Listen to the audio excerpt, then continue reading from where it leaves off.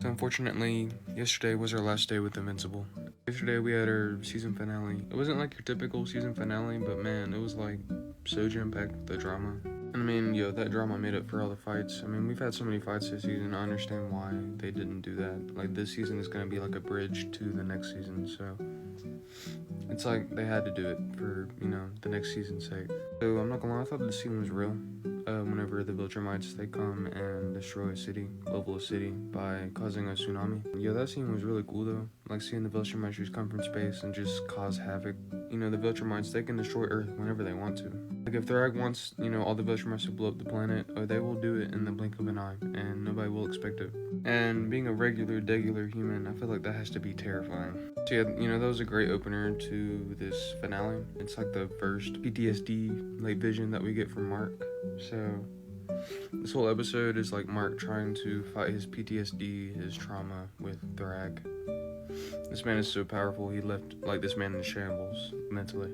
So I'm not gonna lie, we get this one part where Mark, he's talking to Debbie whenever he's back to Earth. So Thrag just comes out of nowhere and rips Debbie's head off. And I thought this shit was real. I was watching it with my homie, and we were both just like, what the fuck is happening? Like, what?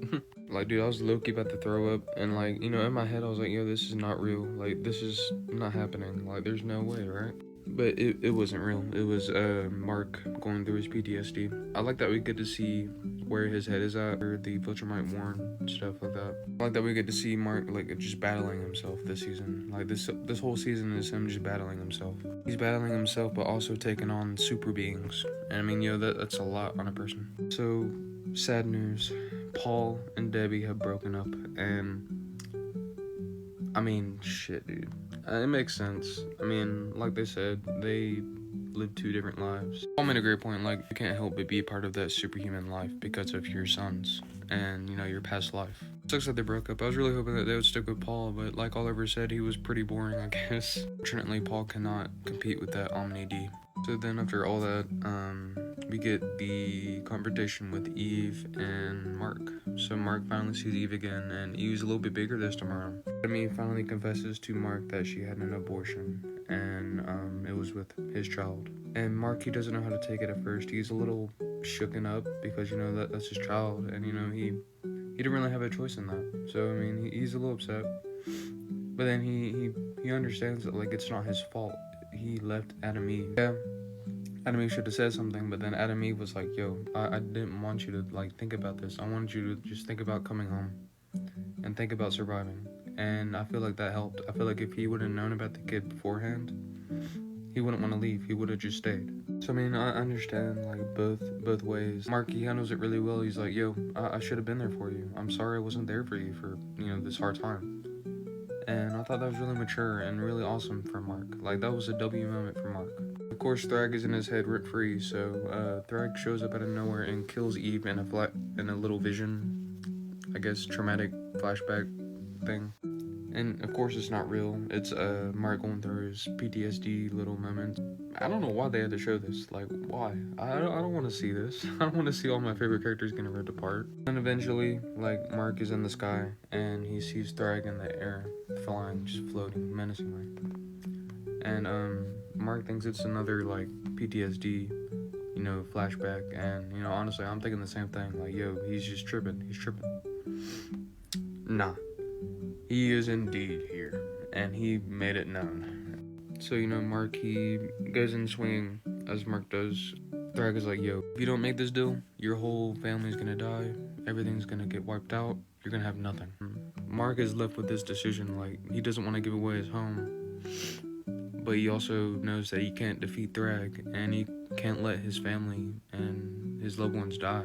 Eventually, Mark gives in and says yes, and the Viltrumites are not going to start building their empire again. They're going to start breeding with the humans, and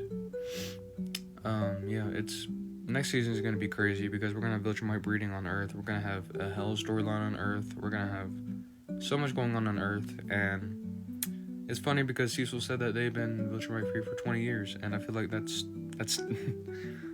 buddy, you got the whole homeworld now. I think what they set up is going to be sick. I just wish that we didn't have to wait a whole nother year to see it.